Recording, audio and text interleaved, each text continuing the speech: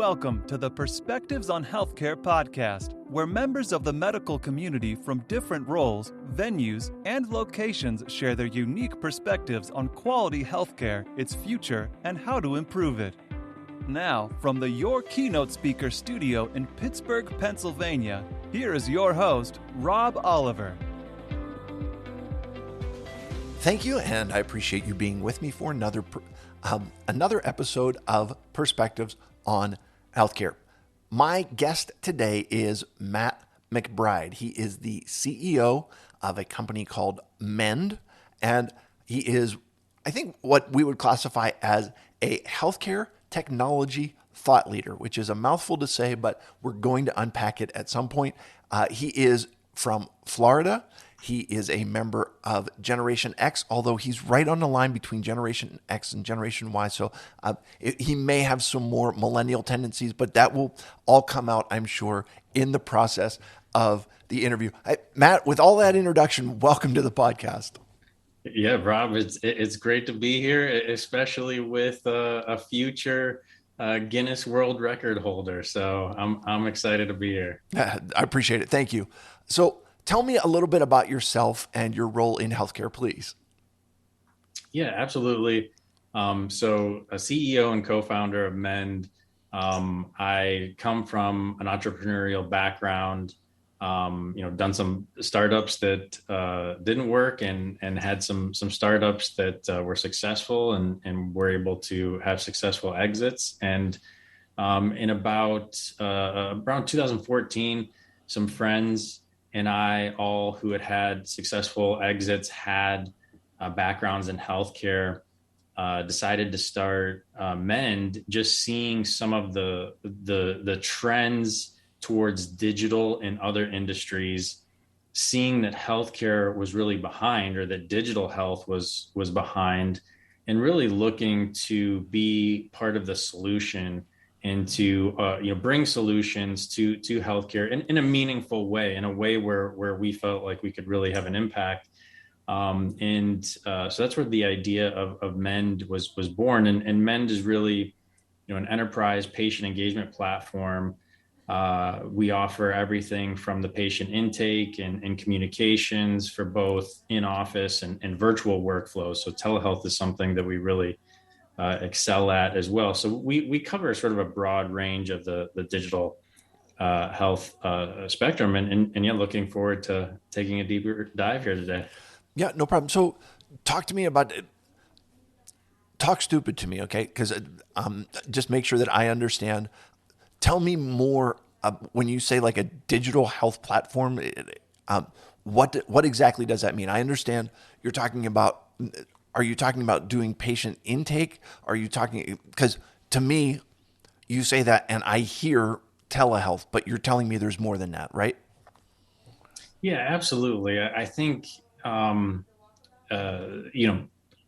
the pandemic is still going on, post-pandemic, telehealth is something that I think is really going to drive these new digital touch points between patients and their healthcare organizations.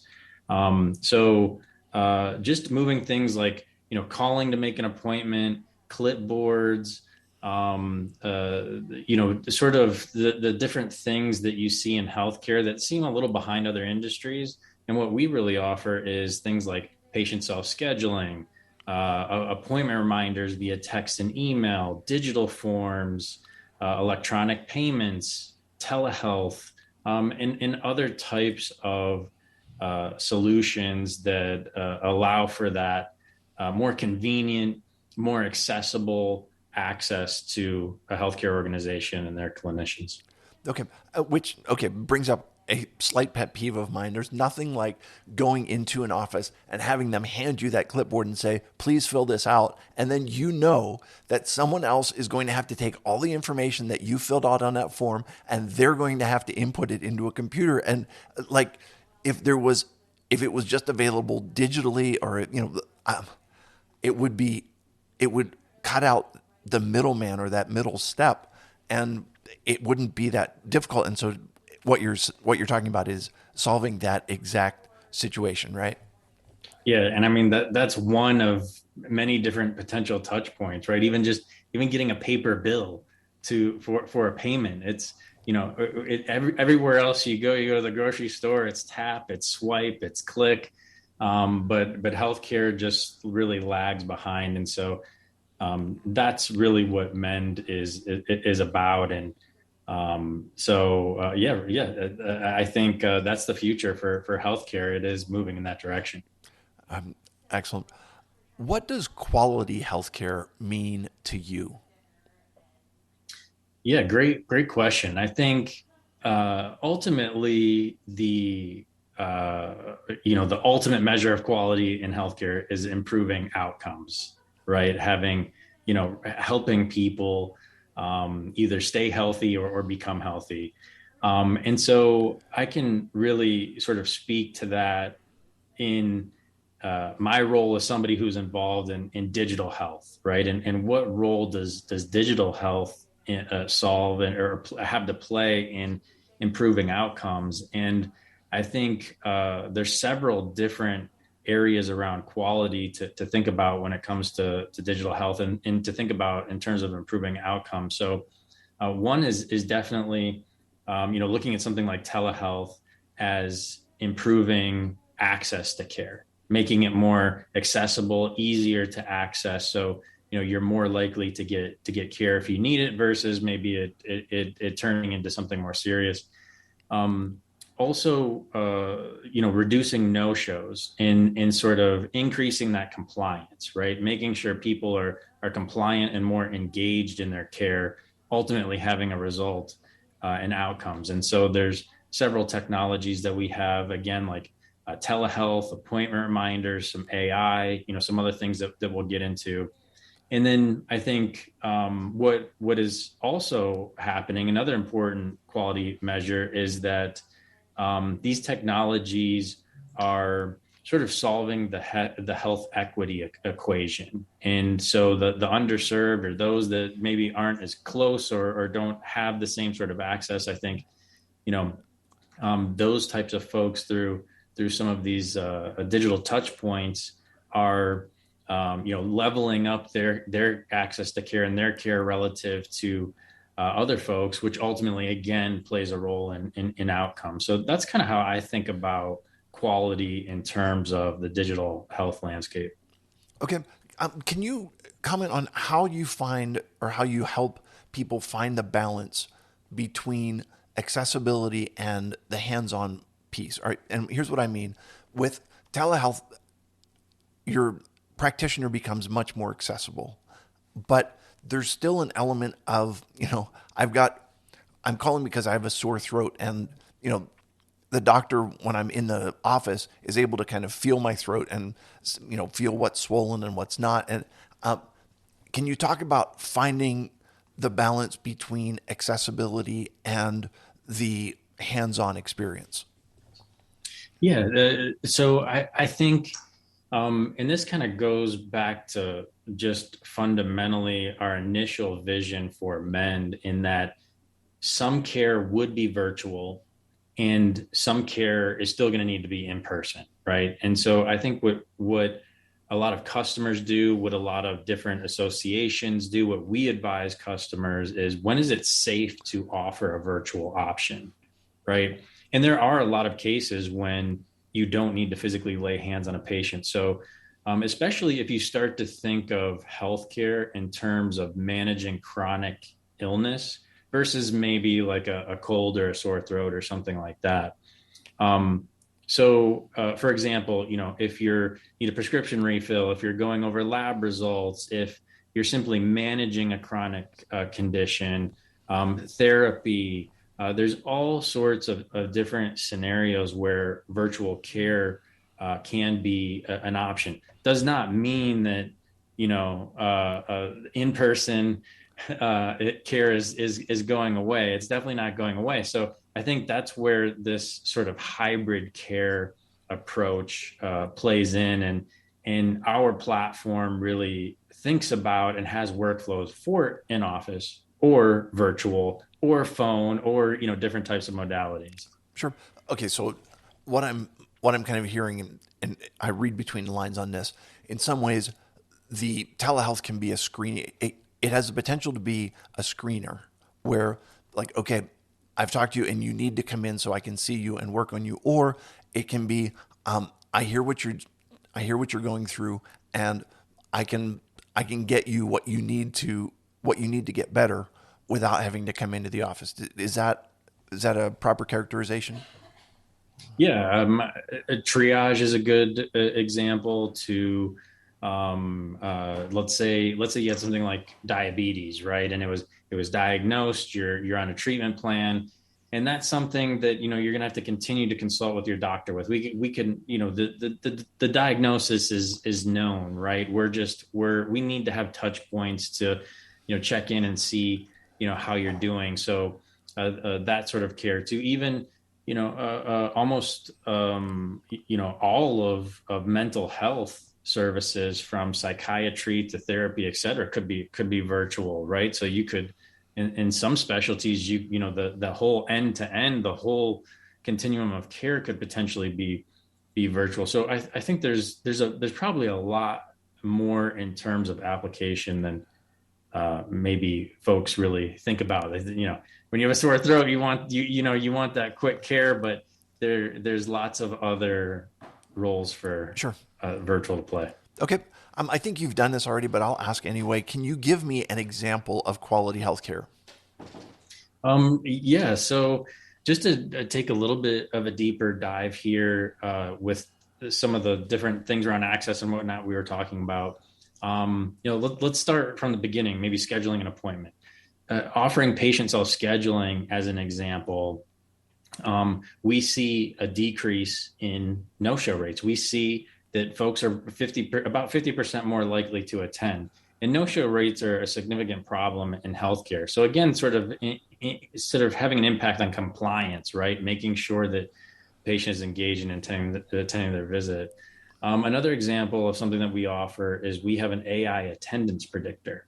And so this is another tool, again, to reduce no-shows or get them cleared off the schedule so that somebody else who really needs the slot has the slot available versus maybe facing really long wait times. And then let's look at some other examples like digital forms and payments. If I can get you the forms digitally, and maybe even your co-payment in advance of the appointment, and you start to engage, right? You start to complete those forms, submit information. You're now investing time before the appointment is ever going to happen. And so I like to think of that as the new appointment confirmation, right? That person's engaged in their care before they ever arrive. They're far more likely to attend. So, and we've already kind of touched on telemedicine. I think one really key part or piece of telemedicine is we consistently see single digit no-show rates. So where an in-office appointment might be 20%, 30% no-show rate, telemedicine is going to be in the single digits. Again, just keeping folks more compliant in their care through convenience, essentially, which ultimately leads to better outcomes. Okay. What do you wish people understood about your role in healthcare? Yeah. So I think, number one would be that we are a complete platform, right, for all of these touch points. Telehealth is something that we're known for because it's something that we excel at, but we like to think of our platform as digital touch points with the patient, whether we're scheduling or forms or payments or what have you. And that could be for any type of appointment, right? Whether you're going into the office or virtual. Another sort of new thing that we are putting out there is really, what does our vision look like for patient engagement? And so, digital health is still relatively new in healthcare. So what does the near future look like? And so really being able to share that vision that we have, and I know we might get into that a little bit. And then the last would just be that, what really drives us and drives the team is making an impact. these types of technologies, especially telehealth, are being used in crisis intervention with some of these, sort of horrific events that have happened throughout the country. Or telehealth is used to provide therapy and psychiatry into shelters for maybe battered families, or to provide mental health services in foster homes and things of that nature. So this question of access and health equity, there's a real impact to be made in lots of scenarios that maybe the majority of us don't think about. So I think those are the things that we really want to be we really want to be understood. Yeah. Okay. What excites you about the future of healthcare? Yeah, so sort of two things here. I think the first is value-based care models. I think are really intriguing in terms of opening up these opportunities for digital health and offering more convenience, maybe offering more touch points. I mean, what if we could have a secure email conversation with our provider, right? And just have a touch in, have sort of some sort of touch base through messaging, or phone calls, or so really kind of excited in what value-based care models could bring. And then also, I think, we have a really exciting vision where, there can be patient self-scheduling, an entire digital check-in process. The forms are done digitally, right? Moved into the chart automatically. Maybe vitals are captured through the webcam. Payments are made electronically before and after the visit. Language barriers could be solved between providers and clinicians, whether virtual, in office.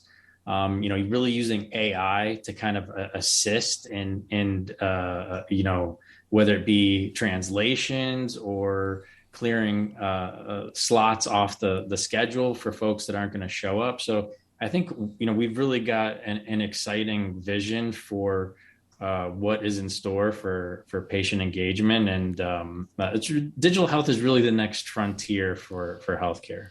Okay. Can you give me like a 15-second definition of what you mean when you say value-based care? Yeah, so ultimately, value-based care is this move away from fee for service. You do this, you do this task, you get paid. You do this procedure, you get paid, and it's more of a overall payment for the care of this particular person, right? You're going to be paid X amount for this particular person or this episode of care, and you do whatever you need to do to take care of this person. This is the amount that you're getting. So it's moving away from sort of a model that incentivizes doing things that may not always be necessary, to, all right, you're going to get paid this lump sum, optimize the care, optimize outcomes. This is sort of the capitated rate. So I think it's going to be an interesting shift in healthcare. Okay. Last question for you. What is one thing medical professionals can start doing today to improve the quality of healthcare? Yeah. So, in talking with some other thought leaders in the space, I think a lot of people feel like, oh, well, the pandemic, we've mastered telehealth. And I think, there's still a lot of people out there that don't have even HIPAA compliant solutions, things of that nature. So I think what medical professionals, particularly leaders, should do is really start to solidify their digital health strategy and then start implementing that, right? Start putting these tools out there for patients, because at the end of the day, consumers are looking for these types of experiences. They're going to choose their medical professionals based on the convenience in the digital access. And then you've got a lot of tech companies looking to enter into the healthcare space and to provide care in a more, modern, innovative, digital way. So you don't want to be left behind either. So I think, now is the time to solidify that strategy and get out there and start taking action. Got it. And what I'm hearing you say is that consumers, a lot of consumers are adopting new technologies, and the healthcare system as a whole needs to be part of the wave moving forward, rather than lagging behind in what's going on there. Listen, Matt, thank you so much for being with me. I appreciate you sharing. I appreciate your time, and I respect your perspective on healthcare. Thanks for listening to Perspectives on Healthcare.